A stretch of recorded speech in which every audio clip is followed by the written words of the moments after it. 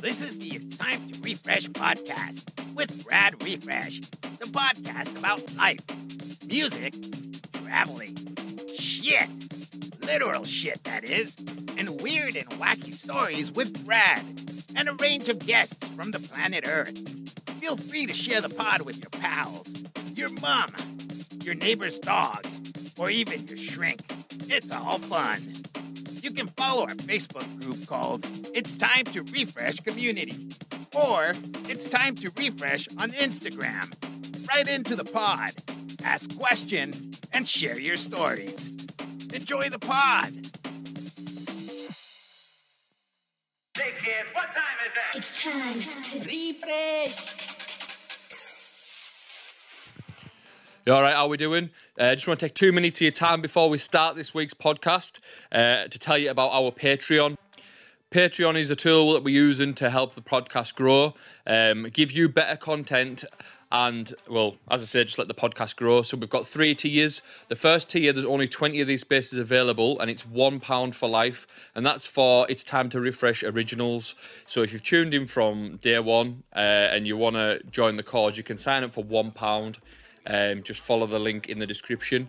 We've got the standard Patreon, which you get access to bonus episodes, some exclusive content, Patreon specials, which we'll be recording, and early access to all future episodes. So you'll be getting them on a Tuesday instead of a Friday, which I think is fucking amazing for £3. That's less than a coffee. And then we've got our legend status VIP Patreons, which is £10. And that gets you tickets to all my gigs, and it will get you free entry to any It's Time to Refresh associated events, gigs in the future. So that's a little hint of what's coming up in the future.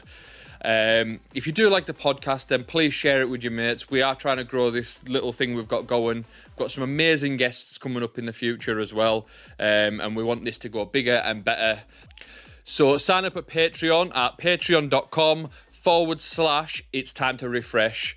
Thank you. Enjoy the episode. Right, back once again with another episode. This is episode 15 now. I keep losing track. And on this one, we've got the first Emcee to come on the podcast as well, Ben RUSHIN. How we doing? Yeah, mate, I'm good. I'm good, are you? Not too bad, mate. Not too bad. Good.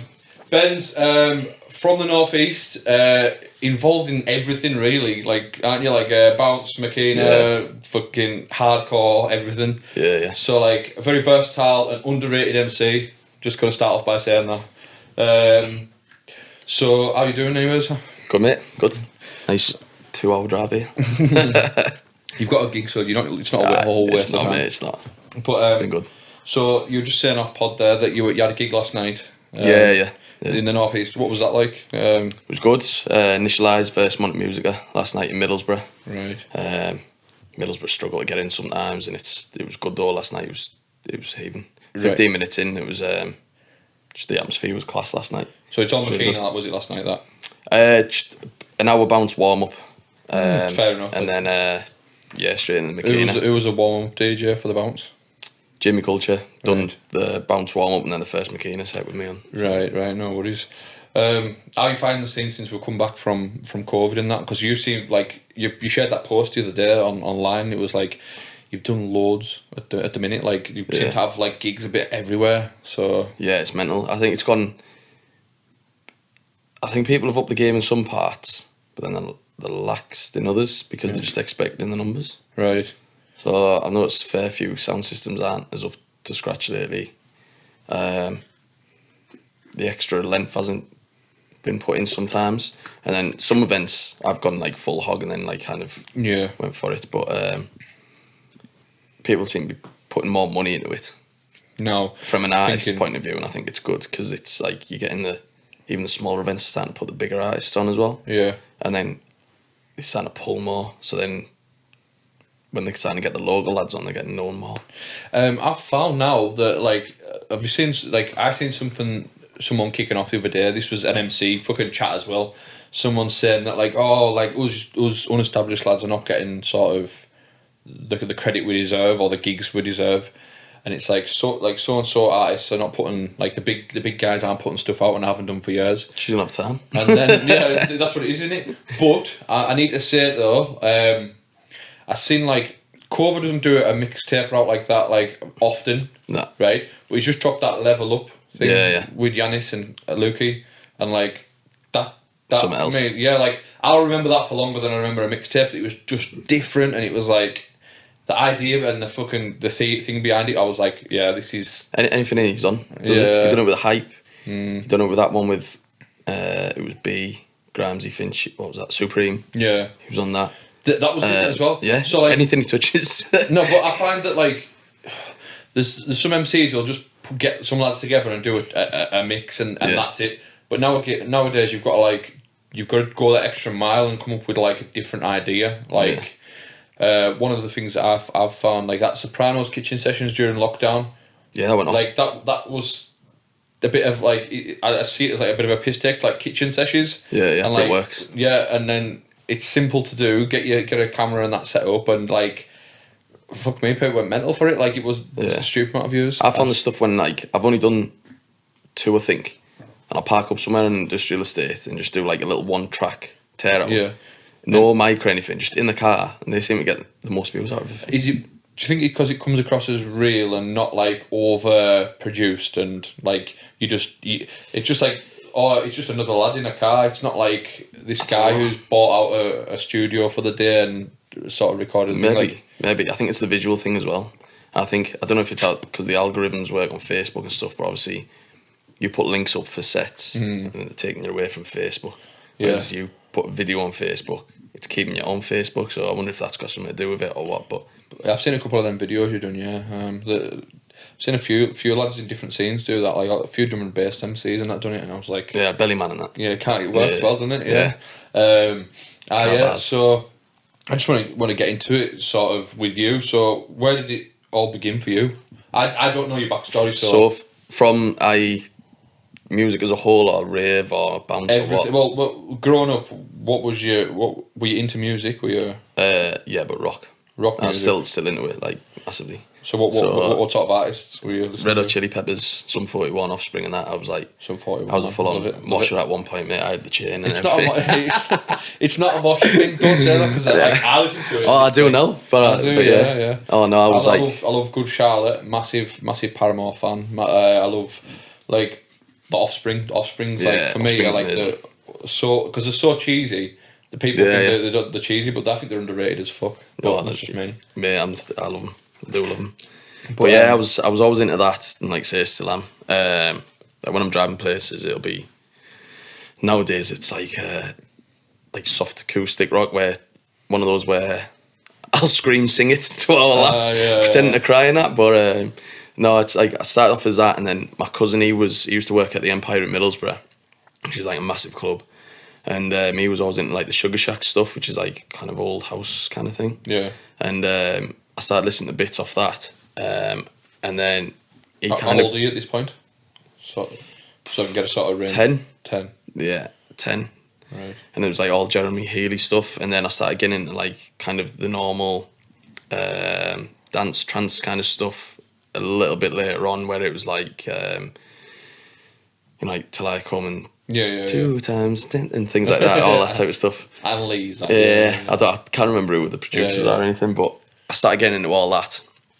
So then I was listening to like rock, I was listening to that, listening to all sorts, and then my mum and dad, they were always into like things like ELO, Fleetwood Mac, Sawdust and stuff like that. So variety, like massive variety. I like it. I really like it, actually. It's sort of when I've had to pick other DJs up, and we've gone on like, because obviously I'm up here in the northwest, and like most of the gigs we do are sort of down on a bit of a drive, so to save on petrol with people, I've picked people up before I drove down, and it's been like 1 minute I've got like Elvis on, the next minute I've got some 41 on. Like it's just one of them things, and it's like, have you got any bounce? You know what I mean? Alright, then I'll stick it on just because you're. But for me, it's like my Spotify playlist. It can go like sort of Lewis Capaldi, like fucking sobbing your eyes out, to really like extreme sort of rock music. Do you know what I mean? I liked it before with that, like Hannah, Mrs.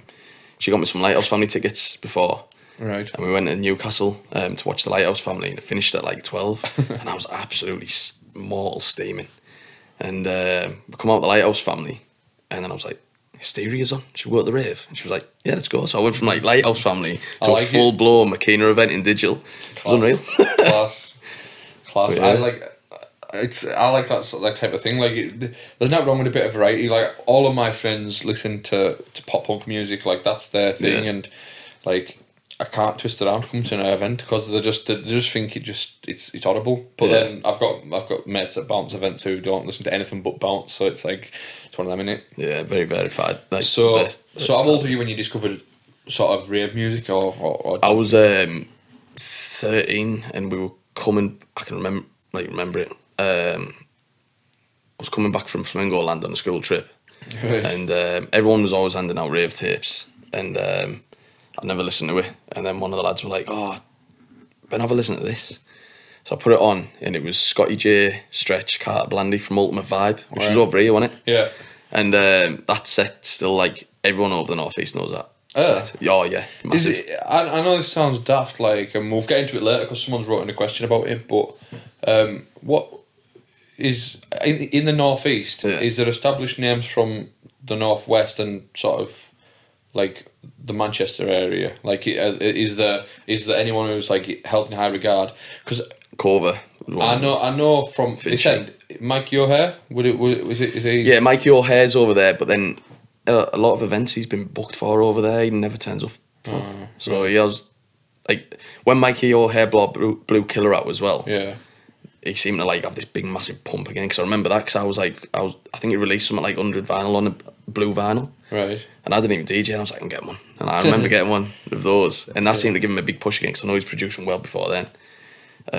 But I know a few people who've booked him and he hasn't turned up. Right. So, but now it's Monter have kind of got the main brand up there for the Makina now. It's like, I think it's become like a thing where it's like, I'm not going to a rave or a Makina event. It's like, oh, I'm going to Monter. Yeah. So them lads have got it boxed off, like. Class. I've seen them sort of grow from like nothing as well. Not nothing, but like when they first came along, I can remember seeing flyers and it was like New Lads on the Block sort of thing, and then it's like sort of it's its own thing now, isn't it? Like we've got lads who we work with, and it's like they're not saying, oh, we're going over to like Makina event or like it's equivalency of like back in the day saying they're going to the Monkey. It's like, oh, we're going Monter.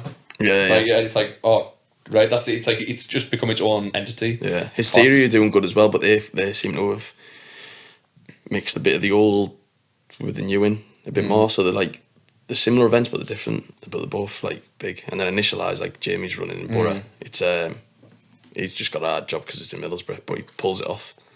So that's off to him for that. And that's off to him for keeping it going. Man. So is Middlesbrough? What's Middlesbrough like for a rave scene sort of thing? Is it shit? Yeah.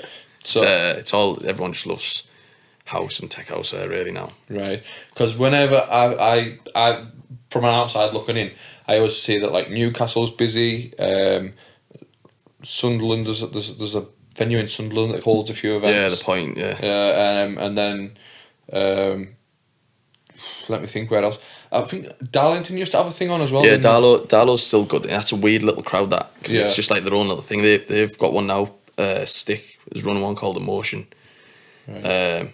They've only had one there, but as soon as we walked in, like the last one, and it was like fairly early on, it was just wall to wall, chock-a-block. It was unbelievable. There was one on there, and I'm sure someone messaged me about it. We're going back a few years now. Was there one called Rewind or something like Italia Rewind. Italia Rewind. Rewind. Oh, mate, that was unreal. That was a Darlington event, wasn't it? Yeah. Right, So they just played all old Italian, so it was like all the venue stuff, the zone stuff. Yeah. Amazing in that, because I used to use that as when I was MCing. I never like drink. Yeah.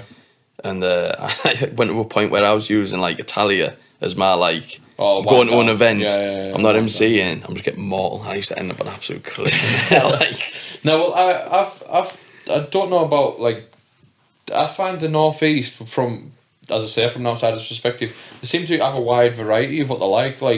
Like up here, we like our Italian and bounce. Yeah. Bits like there is a Makina crowd here, but like there's not.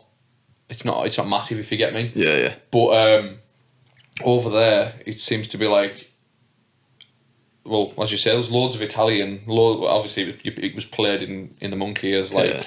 His series still have their room too as Italian. Yeah, and then like time, yeah. there's bounce, there's fucking like that. Use like German trance and like that type of thing. It's all sort of like people seem to be more open minded. If you get me, do you know what I mean? Yeah, but a lot of the German trance stuff, I think gets mixed in with Makina. Oh yeah, that's what I mean though. Like if I was to go down to I don't know, say fucking Burnley or Blackburn, somewhere like that. Fucking or Wigan or something, and I brought in a German trance tune or even some Italian stuff. You wouldn't get away with playing Italian down there nowadays. Like, Would you not? I don't think so. No, unless you were going to like a cricket reunion or something like that. If you went to a new sort of bounce event, I don't think you would get away with playing Italian now. Yeah. A lot of the North East stuff, they'll still have like Italian rooms. Yeah, that Italian Rewind, he had it bang on. Him and Tony Hall, it was mint. Right. So we're sort of off subject there, but it's quite interesting, isn't it? So you're growing up and you've discovered this Ultimate Vibe CD. Yeah. So what's next? Are you hunting for? So I was. So far? Yeah. So I listened to it and I was like, God, this is up my street. This like kind of high energy stuff. And then obviously Scotty J. If you heard that CD, it's phenomenal. I don't think I have, to be honest. It's amazing. It's on YouTube and they split it up into like 6 parts. And honestly, it's amazing. And then got home straight on LimeWire, and then trying to download like New Monkey sets and things like that, and Hangar 13 sets. Yeah.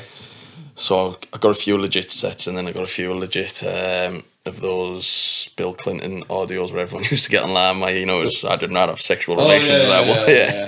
Got a load of them, a load of viruses as well. I know it sounds weird, but I can remember that, and it was like 274 KB, like kilobytes. And I always, so when I was looking for like, I used to use LimeWire for finding like mixes and stuff like that. Yeah, that's right. Yeah. I was only really young when that came. That was about the LimeWire like era, and I'd look and I'd be like, oh, excited, like this new, because you'd have the date next to it, like new. I don't know, say like a new Monkey CD or something like that. Yeah. And I'd be like, yes. And I'd go to check the file size, 274 KB, and I'm like, fucking Bill Clinton again. Yeah, I fell for it all the time, mate. You know, I downloaded it. I downloaded quick. The file size. That just unlocked a memory in my head when you said that. Like, I forgot all about that. Riddled with it. I forgot all about that. That's weird as fuck. Like, so yeah, you're downloading these things. What was it like in your area? Were other kids listening to it in school? Yeah, so at the time it was still massive in Borough. It was huge. Like there was like lads in my form class who were emceeing. They were like 13-year-old, but they were good. Is there anyone from your area that's like in the scene? Like now? Yeah. That you grew up with or out? Yeah, so Banksy, he lived round the corner from me. There's Rockin. He lives, I don't know where he actually lives, but he used to go to like the same school as me, but he was a bit old, so I didn't know him. Glocky was the same. Jimmy Culture. Right. Then there's like my mate Crom, who was best man for the other week. Yeah. There's like a kind of a group from Borough. It's Tempo, he's another one. And they were like, just all kind of got to know each other.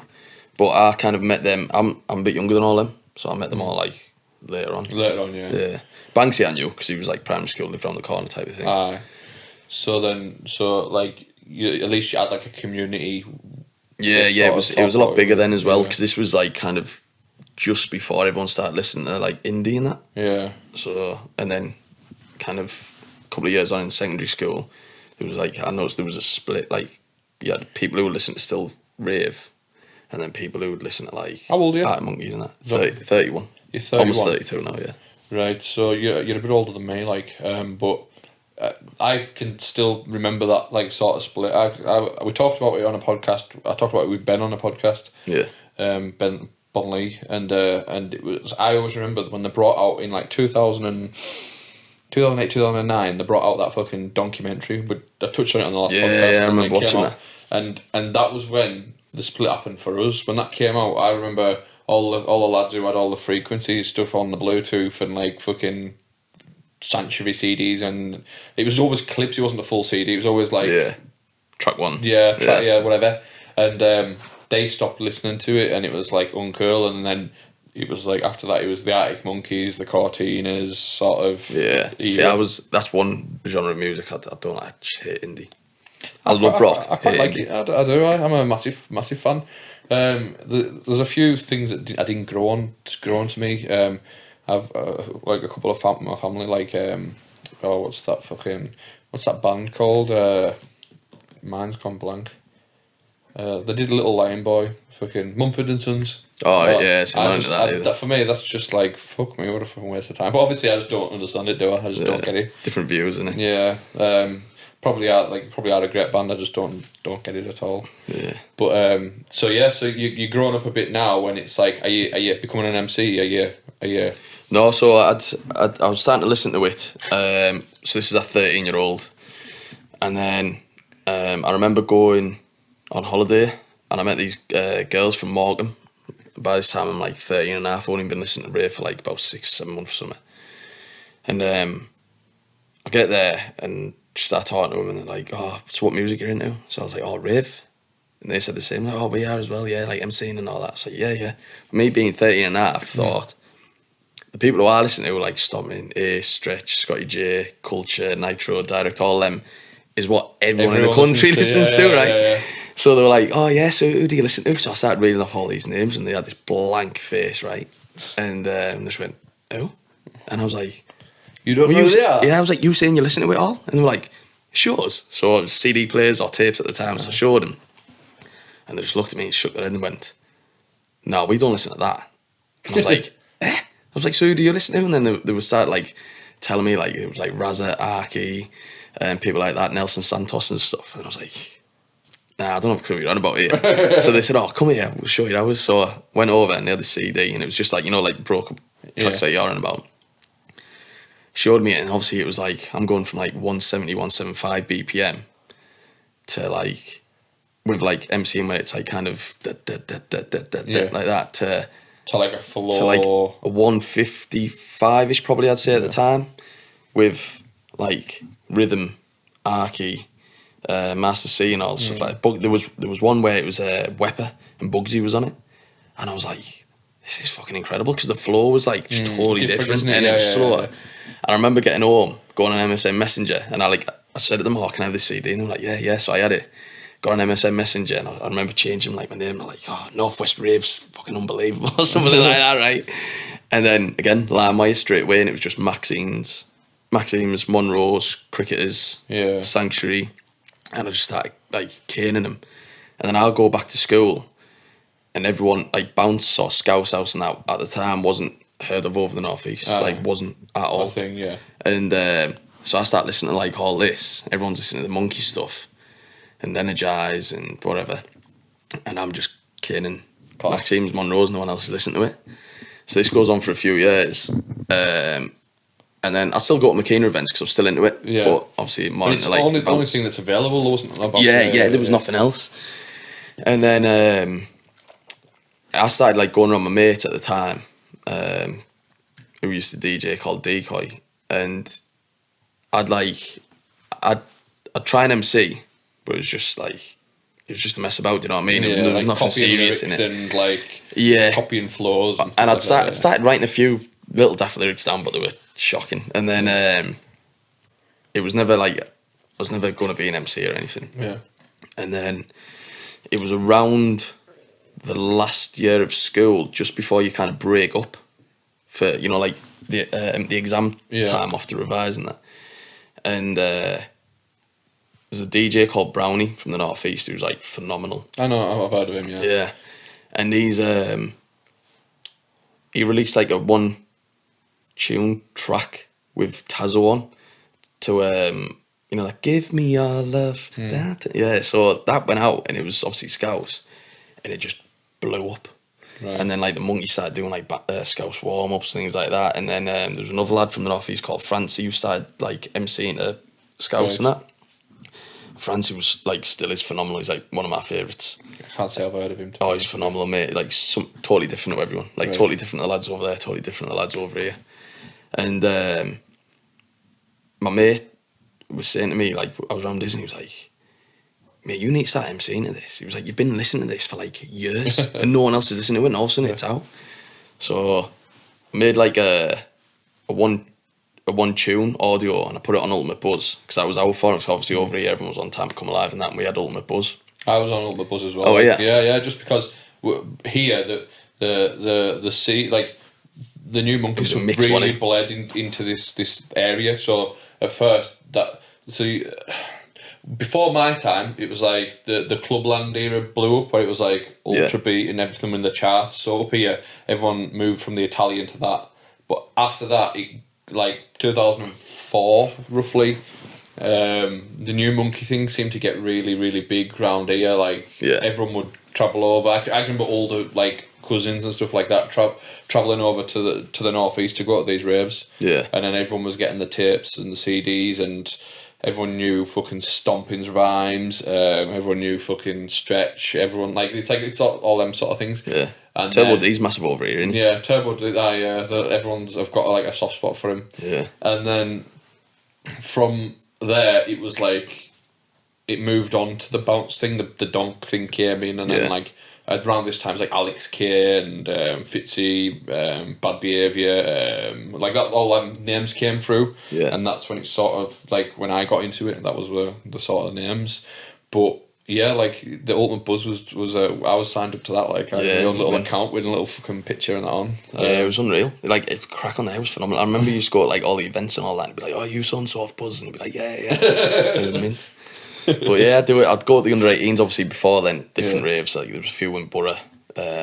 Energized under-18s was a big one, and then got to this point, and it was just like.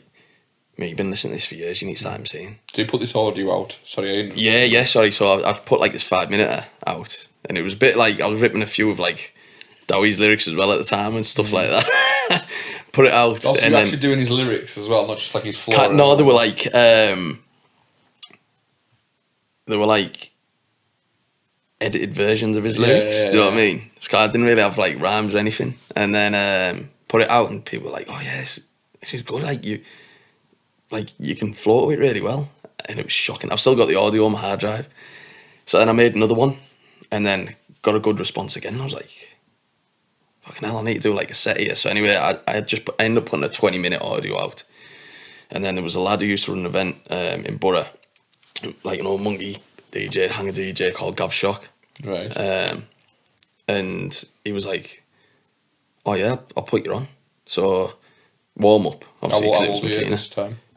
16. 16, yeah. But it was an overs. And I remember my first event was the 5th of October on 2007.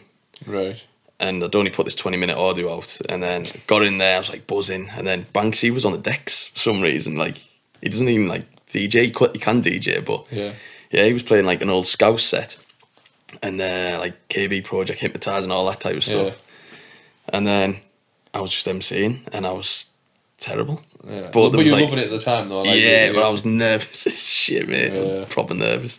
But there was like 2 people on the dance floor at this point, so I found that when I was coming through, I like I was sort of DJing locally really young, but like I found it quite intimidating all the time, like how. Because you're underage, you feel like you can't you've got to be like quite nervous and stuff because like if you show your age, you're out sort of thing. Do you know what I mean? Like I had a few events where it was like in Durham and stuff. Like this is a little bit later on where I was still 16 or just turned 17, and the bouncers knew. So what they'd do is they'd let me go on MC at the over 18s, and they'd stand with me. I've had that like, and then they'd take me out once I'd finished. My first gig. I thought I told this on the podcast, but obviously not. My first gig, I went. It was in that GL3, what it was called. I think it was either Gallagher's or GL3. I can't remember what it was at the time. It used to have the Gallagher sign across the dance floor then. So I went in, and there was like nobody there. I'd been messaging on Bebo and Facebook like my sets. Like I was doing these like little fucking half-an-hour demo things, put them out, and I remember turning up, and it was like.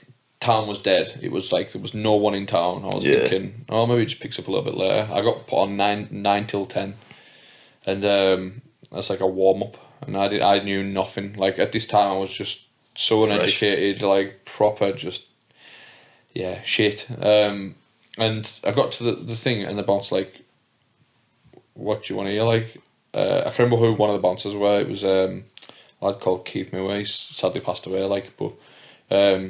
And honestly, like, he's like, "You're not coming here." I was like, "No, I'm booked to DJ. This is my CD wallet," and I was opening my CD thing up, and like, and he's like, "Are you taking the piss?" And I was like, No. I'd already been doing like mobile discos with my uncle and that at this point, so like, basically we'd play like loads of like fucking ABBA and all that stuff, and then the last hour, or if it was like an 18, I'd play some bounce there, like, and so I had a little bit of club experience there, but that was it. So I was in when it got took up the stairs by the other bouncer. I don't know who it was, and he stood right by me as I played my set. I played to about 3 or 4 girls who were in just out early and stuff, and it was dead. There was no one there. It was fucking dreadful. And I escorted out after. And no, well, the DJ was on after us came on. I think a lad called Phil, he lives local. And he came on, and like you've seen the DJ box in there, and it's like the thing. I stood to the right hand side of the DJ box, and the bouncer was at the left hand side. And I thought, I'll stick around and just see if I can stay in a little bit longer. I told my mum and everything I was going like DJ, and she was like, "You are like, do you know what I mean? Like, what the fuck are you doing?" But I thought, right, so I stand there watching, see how long I could stay in for. And he kept looking over at me, and he'd give me like 10 minutes, and he was like, "Right, can't let you stay in here, you're gone." So I ended up getting the last bus home. But it's like one of them things, innit? It's like you learn from experience, and I'm glad I did it, because I went in and played warm up, and I played 150, straight on the thing, and I'm like, all right, maybe I'm not ready for this then. Like, 'cause there was no one there, no one dancing, but I thought, it sort of like quickly educated me that you don't need to go in all guns blazing. Nah, just chill it out a bit, can't you? So you were saying about you were doing your like first gig and that. Yeah. Were you networking with people? Like, what were you doing? Just mainly through Buzz, really, and then I got to like know the people from Borough and that, and then I kind of went on for a fair bit through 2000 and the rest of 2007, and then I started doing was Energize was a big rave in Stockton, which is right next door to Middlesbrough, and that was like had a really big pull. Sound system was phenomenal. DJ Nitro used to run that with a lad called Mitch, and they had it perfect. So what I used to do was I used to go and fly for the under 18s, just get them for free, and then I'd start flying for the overs, right? And then they'd get me in, because I was still underage. And I remember I went in the overs, and there was a few of us, and it was an Italian warm-up to start, and it was Hyper, who used to be an MC. He was DJing, like, on doing this Italian warm-up. And there was a lad from Stockton who jumped on the mic, and I remember saying to my mate, because he knew Nitro, and I've always been, apart from, like, when I started MCing again, I've always, like, kept my distance from promoters, and it was a bad thing, even if I was booked, I kept my distance from promoters, because I didn't want to be seen as a leg ass. And I was like, go and ask Jay if I can jump on the mic, because he's on. And obviously I am seeing the slow stuff. And he was like, all right, yeah, I'll go and ask him. So he goes over to Jay, and I'm stood behind him like a little kid. And he's like, can Ben jump on? Because he always does like slow stuff. And next thing he's like, how many fucking people have you asked so you can jump on? And I'm going, none, just him, like this. And apparently like there was 4 people who'd asked to let me on. Anyway, he said, you got 5 minutes, mate. So I jumped on, and then after that it was like every Energize overs I'd jump on for the warm-up. Yeah. And then the unders, I started getting booked for Makina sets. And just went through Energize that way, and I started building the name up. And then I just started branching out to like Durham, Newcastle, all of the North East, really, doing... Durham was like... You just needed that foot in the door, didn't you? That's what it was. Yeah.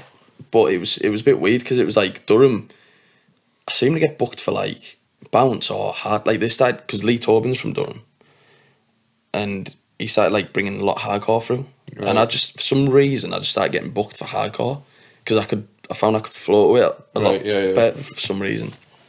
So I started getting a lot of hardcore bookings through that, and then Newcastle was a mix of Makina and bounce, and that was like. And then Sunderland, there was a lot in Sunderland still at that time, because obviously the Monkey had shut and stuff. So there was, it was like a lot of bounce warm-ups, a lot of Makina sets, things like that over there. So that kind of built up that way. And then Darlington with Stick, he started running Rush in Darlow and Middlesbrough. I think I've heard recordings with John from that Rush. I don't know much about it. I've just come across him on Yeah, so SoundCloud. I was still like, by that time I'm 17 or 18 on that. Yeah. But when I listen back, it's like nothing much has changed from then for me, like my style type of thing. Like Yeah. I've always like held back a lot rather than just pounding it. But yeah, they were good events. But yeah, and then obviously Farrell brought Sanctuary over to Darlow, Right. and that's how I got to know Farrell, because straight away I was like, this knew- is the stuff yeah, I've been listening to for years. Yeah, yeah. So straight away I went down with the demo, and then that's where I met George, Argy, Ben, John G, and all that. Right. So then that you that was the point where it was like, right, well now I can be involved with the sort of bounce stuff. Because Yeah. if I'm not mistaken, you done deviation as well, didn't you? Like, Yeah, so what happened with that was, I was grilling Pears about this the other day because he got all the dates wrong on his podcast, mate. So Farrell brought it over to Darlow, and then I handed a demo in, and then he started booking me for the Darlow events. Because obviously it was local, so it was less people you had to bring over as well. And then that started developing me get better at the bounce, because if you listen to them recordings from that, I was terrible at it, because I'd only been emceeing really like a few years, yeah. not even a few. I'd probably say year and a half max. And then obviously be on with like Jordan, Arky and stuff like that, and then Ben and It's Zuni. two different like things, isn't it? Yeah. It was mental, and it was like these are the like starstruck kind of thing at that age. You know what I mean? And then there was. Then the deviation happened, and Farrell was like, "Oh, I'm gonna bring you over, but I'll put you through this deviation comp." So the first one was at Halo, and I think Pears said it was 2011, but it wasn't. It was like 2008, Right. because I'd stopped by midway through 2010. Right. So it was 2008, and then there was like me and my mate Decoy who went over. Yeah. Then it was like Pearsburg, Emcee, TNT. Quite a strong deviation, Oh. wasn't it? Like Adam C massively rated him. Well, that was another one. I think Pears said someone else won, but it wasn't. It was TNT and Emcee who won that. Like, hands down, remember it, because I remember stood there going, yeah, we're all fucking wiped here. Like, Yeah, because they were like heads above everyone. They were amazing. Yeah. And yeah, they won that one. And then we were on at. Sorry, no, that wasn't Halo. That one, that was Syndicate. Right. Okay. And then the second one was at Halo, which was like Alex K special or something. Right. And then again, it was like me, Berg, Pears, Ben Wharton come up from Stockton, Lambert, Turner, John Ack. It was all them. And then So I think this is Berg won that one. 2009. I think Berg and Pears won that one. Yeah. 2009. Yeah. And then there's some special in Syndicate again. Even though I didn't win the deviation, I was on in room 2, but room 2 was like the likes of G, Corver, Yeah. Arky and all that. And then room 1 was like Farrell, John G, Alex K, B, Right. stuff like that. So when I put on in room 2 with that, I was like, fucking hell, this is insane as if I'm on with all these. Massive club as well, in it. Like, it's not just not your average room too. It's like the size of this Yeah. room. It's like a proper like little setup and everything as well. Yeah. And Duffy was on at the same time as well in that room too. So me and Duffy were back I think. Great But lad. yeah. I like him. he's I'm gonna amazing. give him on here one day as well. Like, he's got a good attitude, and he's fucking very good at MC as well. Yeah, Like, class. One of my favourites again, Duffy. And he's like you say, he's just. I always Oh, thought, he's just class, listening to him when I was sort of growing up in that, I always thought, oh, he's got something in him, like, and then in the recent years when he started doing the sort of the Duffy Does drum and bass thing, I was Yeah, like, something else again, innit? like he's versatile. Like, Yeah, he's very He's good. banging. I've got a set planned actually with him, Jonesy, but McKenna. Right, so that different. Yeah, we just need to plan that. We just need to plan that in. We've got the set there from some lads up there, so that'd be a good one. That'll be very good. That. Something different. I've asked them to play it a little bit slower as well, so we can kind of get the flow better on it. But yeah, it's good. It should be good. But yeah, they were. So I was on doing that, and then like I say, all the bookings were everywhere, and then kind of started in that downturn. Well, where the events started to go to shit. Like, it's around about this time the recession and that happened, obviously, and it's just after less numbers. But it was the same with McKean. That all went on a down as well. So did you find yourself sort of a bit disconnected from it, or? I started to. It was weird because I think the bounce stuff went down quicker than the McKean. Yeah. And then it was kind of one of those where I was like, I think I'll give it a break. And then shortly after that, I moved away anyway. Right. So I stopped like mid 2010. I just went, do you know what? Like, that's it. I've said this on the last podcast, but everyone has the little break away from it. Like, for me, I've had my break away from it, but some people's can last like 6 months. Some people's can last 6 years, and then when they come that back, was me 6 years. That's it. Like so for me, I think you've obviously been a bit younger. I think I was about 20, 21 at the time. I was just getting frustrated with some people, off and really, but it's like some people had some stuff to say. Don't want to get into it because it's sort of been and gone and we're all sort of pals now, but and I took a massive fucking strop, and then just being young and immature, and I fucked off and went and done hardcore for 3-4 years, and then came back. Well, that track me and you done was like that was kind of hardcore-ish, wasn't it? Yeah, that was a hardcore track, and like that was me in a huff. Like, I still listen to bounce music and I loved it and that, but like I thought I can't be arsed with people. You're a rebel. Yeah, and then I can't believe it lasted. The huff lasted that long. I think it was because I was getting quite a bit of success in hardcore as well. Yeah. So I was like, oh, maybe I done the right thing by moving away. But in the end, you're drawn back into it, aren't you? You're always drawn back into the music and stuff. Like, it's just one of them things, isn't it? Yeah. So like, you had your break in 2010. What happened? Like, so I'd done that. Like, obviously, I was only like 20. Yeah. 2010, and then I got a job up Aberdeen, so I moved up Aberdeen, and I was living up there for like six years. And I tried to like kind of seek out a bit of a rave scene up there, but at the time there was nothing. There was just a few lads doing a few little bits, but it wasn't like. Are you still keeping in touch with the scene at all, or like are you? Nah, like I was fully like I'd got rid of all social media. Like Buzzard stopped. Time to Come Alive had stopped. And but when I did stop, it wasn't like a gradual thing. Like, oh, I'm gonna stop. It was just one day I just went, nah, I'm done. And that was it. Yeah. Yeah, like there was like, because when I come back, everyone was like, mate, you were like there 1 minute and you just gone, disappeared. Like no one could get in touch you or anything. And I don't know. I just went like that, and then. It's funny when you're saying about the Italian Rewind, because when I was up Aberdeen, living up there, I didn't follow the scene or anything, but I'd just listen to Italian off the Italian Rewind mixes, constant. So it was like, I'd listen to all my normal rock stuff, but I was just listening to that. I wasn't listening to Bounce, wasn't listening to Scouse, wasn't listening to like McKean. It was just Italio constantly. And then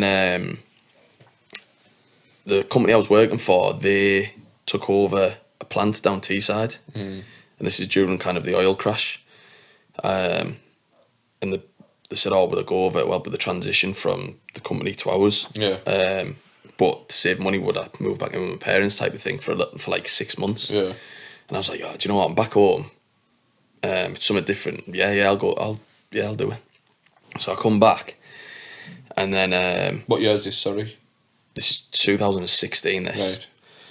So then I move back home for back to Teesside for 6 months. Yeah. And there was a few people saying, oh, like, because they knew I was back, they were like, oh, are you going to MC again? I was like, nah, not MCing again. And then someone just clicked in my head. And I text Banksy, and I was like, oh, mate, do you know anywhere I can record a set? I see everyone's doing these studio sets now. Because before it was like, we'll make a set in someone's bedroom. And he messaged me, he said, oh, your phone us. And he was like, oh, you going to MC again? I was like, yeah, mate, I fancy it. Blah, blah, blah. I said, oh, Baker's got this set here, which I really like, so I'll have a blast on that. He was like, right, give me 10 minutes. And then 10 minutes later, he phones us up. He said, right, can you pick us up in 15 minutes and we'll go to the Monte studios? Right. because I've been following it, right, I go, what's Monta? And he goes, oh, it's like this event up here, blah, blah, blah. So I was like, yeah, sound, mate. So anyway, I go up, met, like, Lee and all that, and Chucky and stuff, and they were all sound.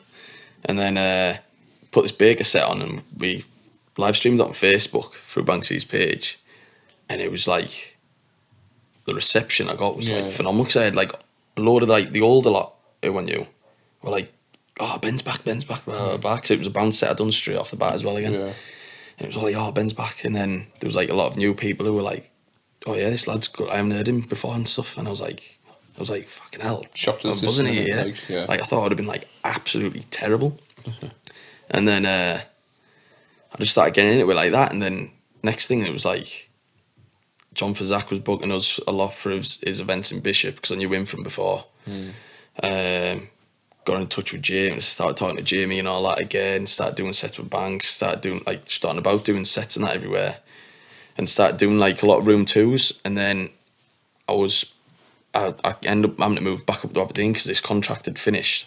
And I knew I wanted to be back in Teesside. So what I was doing is every weekend after that, I was like travelling to like, say, Wigan, Teesside, and then I'd met Hannah, so I was travelling down to Lincoln because that's where she's from originally. Right.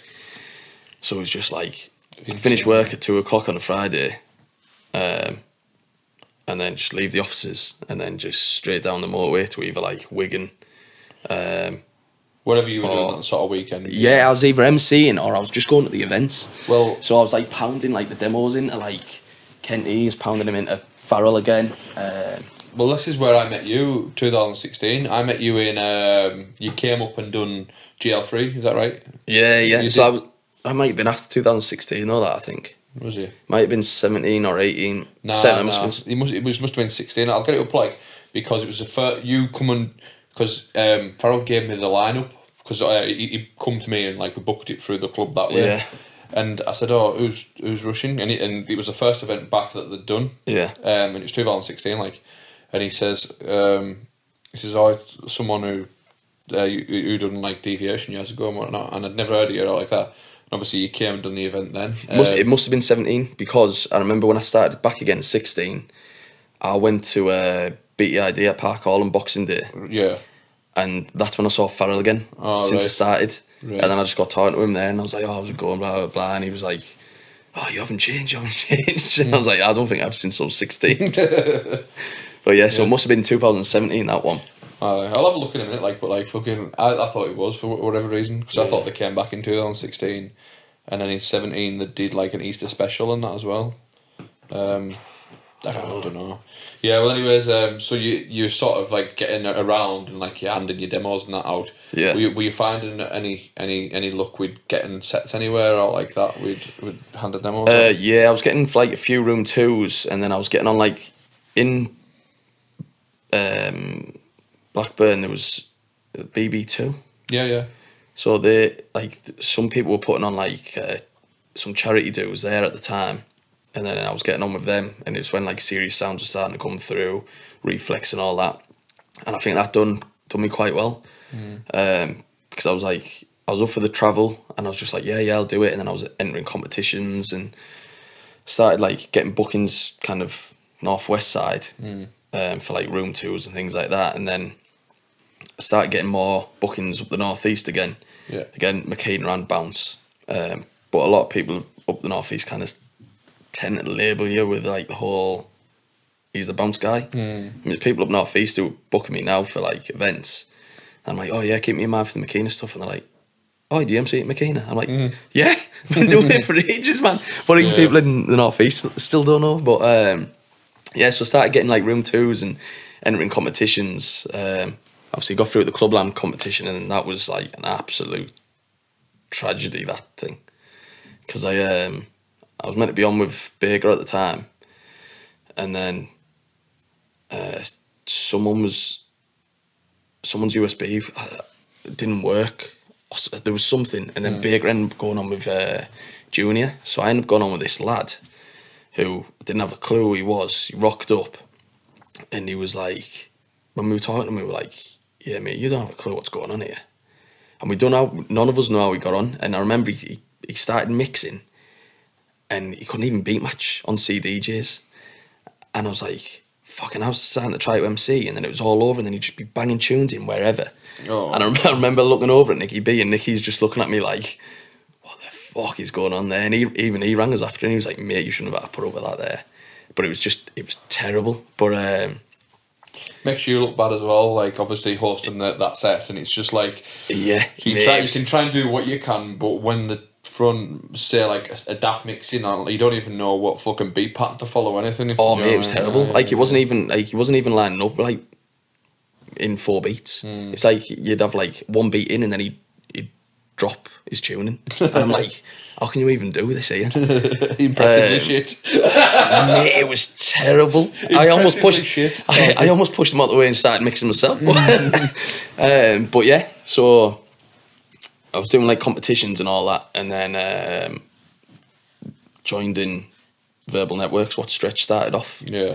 And then we were all discussing stuff in there, and it got to the point where like Paul actually like mentioned me, and he was like, oh, how much are you charging to do this event? I was like, oh, I'm not charging yet. I was like, I'm still trying to get my foot in the door with places. And he was like, mate, you're getting booked left, right and centre for places, you need to start charging and stop the competitions. And I just went, you know what, he's right here. So I started charging for my sets, stopped, like, point blank refused to do competitions, and then I ended up getting more bookings. Because I think it was one of those people took you more serious type of thing. I found, like, me and you started coming on to like the sort of doing main rooms at roughly the same time. Yeah. So like when I always found for a long time, for that period where you were sort of doing them room 2s, I got nothing during that time really, because it was in a time where I don't like, because some people still label me as an up and comer, which I don't think I am. No. And I'm not saying that as like an ego thing. It's like, how long can you be an up and comer for? 'Cause I've been around fucking ever. Do you know what I mean? Yeah. But like I found during that time when people were saying to me, sort of 2015, 2016, saying like, listen, you're doing all right. Like, why are you still entering competitions? Why are you still doing this? And I'm like, well, I'm not consistently getting booked, so you've just got to keep trying. And it's like, yeah, I know, but it's not helping you. So I stopped doing the competitions and stuff. And like, I just want to know your opinion on this, but I find there was just like a proper null in where people weren't sure. So like, it said there was a promoter or something, they didn't know am I booking him as like or do I have to pay him, and it's just like, it's one of them things. Like, no, I was getting a lot of bookings at the time, and then I was still doing the competitions, and that's where I think like Stretch helped me out, because he was like, you need to make that jump now because you're getting the bookings. It's not like you're just getting bookings from competitions here. Yeah. So hats off to him for that, because I would have just carried on for a good few months longer, half a year longer. But did you find that, for instance, like this is just through my experience, so I don't know if yours was the same, but like you were part of a middle ground where it's like, no, I never got that. I found that for a long time, where it's like, I think that's why I bounced off just after that sort of era, where I was just like, people aren't taking me seriously, but people aren't treating me like up and comer, and it's like, I had that balance for like maybe about 6 to 8 months, and I was just like, so you're not going to book me because I'm not an up and comer anymore, or I'm not a room 2 guy where I'm like competitions where I'll fucking, because I used to travel loads for fucking comps and that, and like lose out on it, like on like money on petrol and shit like that, and then, but you're not going to book me because I'm not. I'm somewhere in between, and I found that really frustrating, and it took me that like going away and coming back, that when I came back, people were like, all right, so that people more seriously, yeah. No, I never had that, but I was still doing stuff like Stretch though, didn't you? So like Stretch with the Verbal Networks thing, it's like you're associating with the established names, so it's like, it's one of them things. Yeah, he helped us out massively in that, like, and well, I remember when we done that first track together, the Walk Around one. Yeah. You messaged me saying about the artwork, saying you wanted the Verbal Networks logo on the thing. Yeah. So like brand association and stuff. Yeah. So like you were a big part of that, weren't you? Yeah. And that was going through a really good bit, and that was obviously helping me out massively on the Makina side of stuff, was like more than the bounce. But all the lads in there were just class crack as well. Yeah. But yeah, that's still going on, verbal and stuff. Just obviously, like, a good few of us left. Other people for different reasons and that. And then mine was just because it was kind of realised the route I want to go. Yeah. I remember Paul had managed to sort us out. I think this is before he was helping run Hysteria. But he sorted out we were doing like these mega mixes. So he'd done like a verbal mega mix. Oh yeah. Live. Oh. And I remember like being there, and then we were just going lyrics after lyrics after lyrics, and I just kind of sat back and went, "This isn't me." This like, and when like it was good in the studios and that because it was something different, but then live I was just like, yeah, "This is me." You can sometimes lose a crowd if an MC. I've been on before where there's two MCs and there's like a split second between one passing the mic. So the mic MC say 8 bars, and then flick it over to the other MC, and he continues it without the break. And like there's a time and place for it, but if you do a full set where it's like they're trying to get that. Well, the North East love it, because they always have like 2 mics or 3 mics type of thing. But then this was like 2 mics, but then I think it was about 8 of us at the time doing it. Yeah. And it was good, and people liked it, and but for me personally, I was just like, I just went, nah, I want to be like a host, like I don't want to be doing this. I want to let music breathe. You've got to let the music breathe, haven't you? So. Yeah, and I get why people liked it, but that just wasn't for me. And then I said in the chat with the lads, I was like, look, I'm gonna drop out and let someone else kind of take the position who would want to do this type of thing. Yeah. But they were like, all of them were spot on, and I know Paul's trying to like keep it going and stuff, so. Hopefully that keeps going for them. Yeah. So sort of moving on now, so you're 2018, 2019, sort of, are you finding yourself that you're getting booked regularly, and what happened there then? So, because we did a couple of tracks in that time as well, didn't we? Yeah. Still one unreleased from fucking, 4 years ago? Yeah. And it's just never, it was meant to go on a charity CD for Scar Digital, and it's never been released yet. Probably chase it up. I forgot about that one actually. It's a random tune, but I quite like it. It's like big piano riff in it, and I like. Was that week coming? Was that? No, no, that was one with rock and roll. Yeah. Yeah, rock and roll. It was band is twisted. Yeah. And it's just one of them tunes that never got released, but I might just stick it up online for free. That is the fastest tune I've ever made as well. That was at 175. Was it? Yeah, and I'm not sure why it's at 175, but it just was. I think I was just feeling that vibe, and then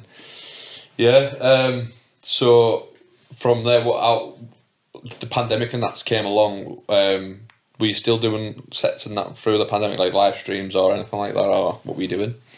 No, through the pandemic, I just kind of took a back seat because I had a plan in my head, but I didn't end up sticking to it in the end. But I noticed as soon as the pandemic hit, everyone was doing these trying to organise these live streams or do make pages up for lives, and everyone just went live stream heavy, and I just went, you know what, I'm just going to hold back, wait until this dies a death. And then I'm just going to smash like a class set out, but then I never smashed the class set out. so coming back from the pandemic, what was the crack? Were you straight back out onto the clubs and that? Yeah, big time. So it was. I think part of the help was with Ministry Bounce, because just before the pandemic, Richie and Scotty started doing Ministry Bounce again in Newcastle. They'd done it years ago and stuff. I went to a few of the events years ago, but they started like bringing it out in Newcastle at the uni, and I keep meaning to go to one just because. Man.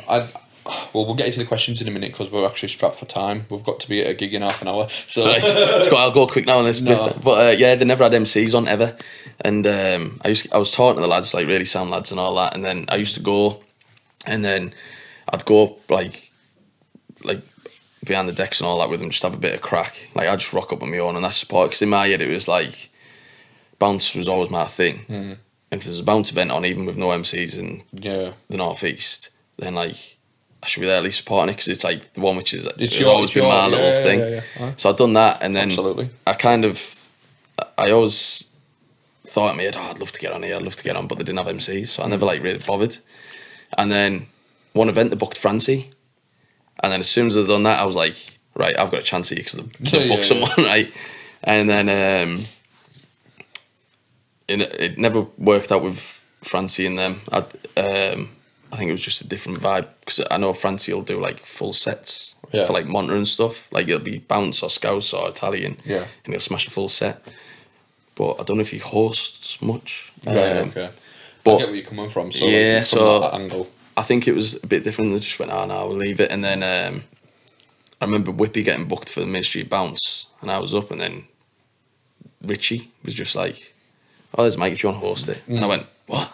I was like, get it, I've done it. So I've done it, and then that was it. They just booked every single one now, so obviously part of the Ministry of Bounce team, but it's class, and it's just got bigger and better and better. Honestly, I keep meaning to come to one just for the simple reason of I want to see what the scene's like over there. Yeah. Halloween is the best. Like Halloween is phenomenal. Was that with Bounce Heaven as well? Yeah, they always do the Halloween one, Bounce Heaven, and then they've got one in August 26th with Icon, which I think that'll just go crazy. That thing because of Icon in the Newcastle and that. Yeah, but yeah, after the pandemic, it was straight. Well, to be honest, it was straight back on it more.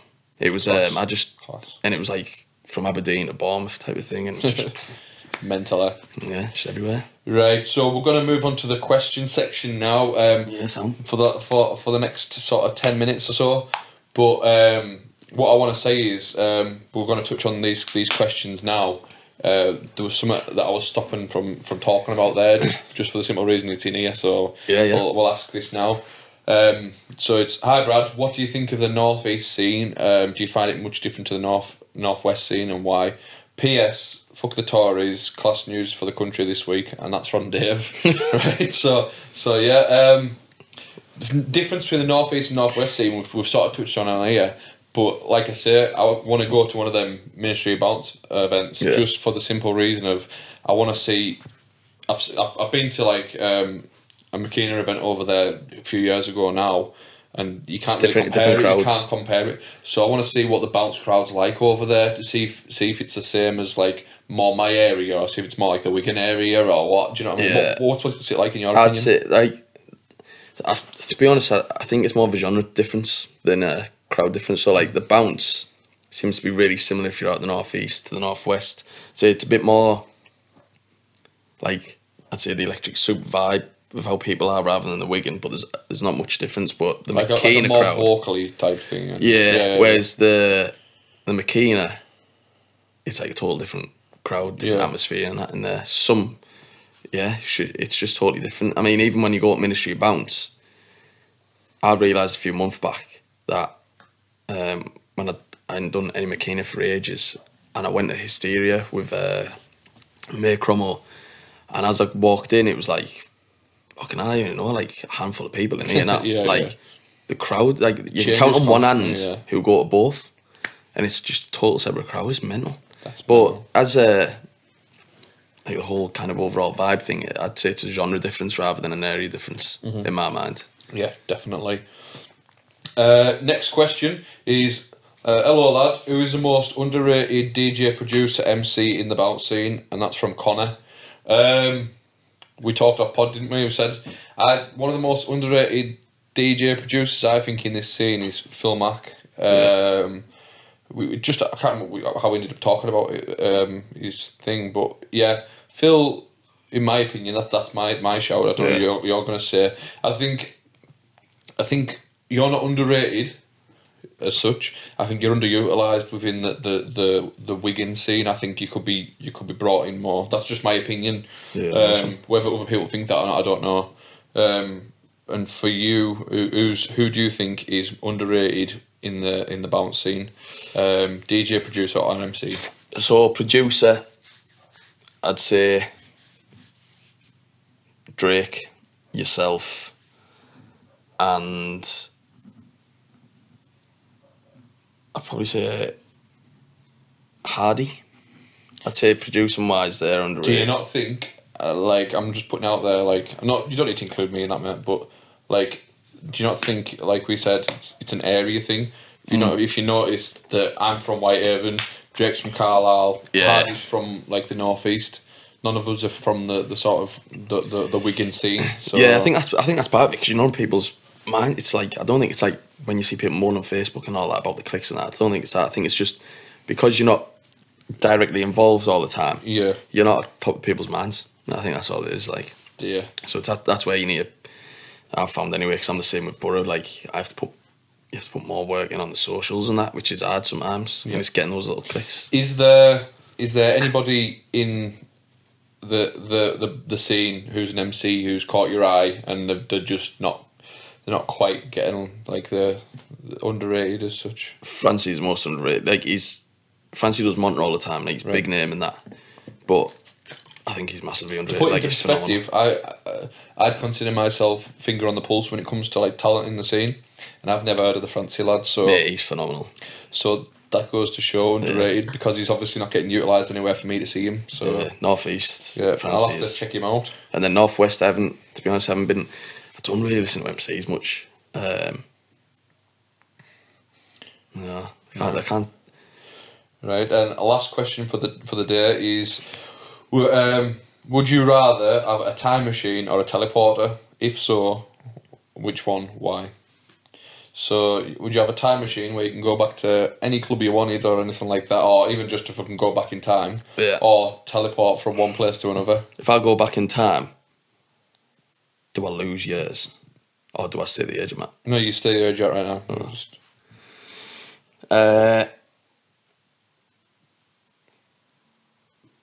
And I haven't put a name on that. I apologise. I don't know who's done that. I'd probably say a teleporter. Teleporter. Do you think so? I thought about this when I seen it, and I thought, I'd say teleporter because then I could float into the Wigan crowd every now and again without having to drive fucking 2.5 hours. Nah, and a teleporter just to go, like, it's sometimes living out here is an absolute pain in the ass. Like, I'm not talking just about rave, I'm talking about me and my missus like going for days out, say like Manchester shopping or fucking... Everything's miles away for you. Everything's miles away, so teleporter would come in handy. Time machine. I think time machine, you'd go back expecting to have the same cracks you used to, and it won't be. Yeah, it's not as good. Whereas if I was city glasses in it. Yeah. Whereas if I was like actually getting younger, if I was going in the time machine, I'd go in the time machine. Yeah. Any day of the week, then But yeah, if you were to go back to in a time machine, what club would you go to if you never got to experience? Or I never got to experience the venue. The venue. Yeah. Right. Venue or Fillmore's, 100%. Right. And to sign off this week, I just wanna say, if you were getting the electric chair for being an absolute div, right? What's your last meal and what would it be? So Last meal? Yep. So you've got in trouble with the police. They're You throw me off guard because I was planning for the your Chinese meal for one. Hey, I'm sorry, we changed it. So I'd probably say limited. Do you think? So you can have whatever you want, anything at all. chicken massaman curry. Chicken massaman curry. Oh, Yeah, nice. with steamed rice. So what? You're a big Thai food fan, like? Yeah. Nice. Are you gonna have a dessert?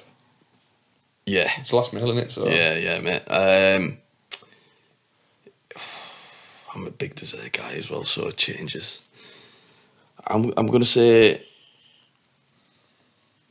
sticky toffee pudding and custard because it reminds me of time offshore. Nice, right.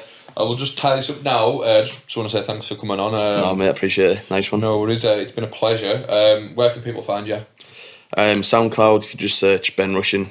YouTube, search Ben Rushin. Instagram's Ben_Rushin_. Right. And then I'm on non-stock now as well for just the reach is better. So Yeah, Ben Rushin reach on that. is really good, isn't it? Yeah, I mean my brother there. I'll try and put MC videos up. My brother makes one piss take video. Yeah. I post it on my TikTok and it's over 1 million views. I'm like, fuck. There's me actually trying and he gets that. Yeah. But yeah. Yeah. So Appreciate it, mate. I was going to say advertise the event we're both on today, but like I mean it's happening in sort of 15 20 minutes. so yeah. Thanks for watching. Remember, share with your mates. It's been an absolute pleasure, mate. Thank you. Nice one. Cheers, fella.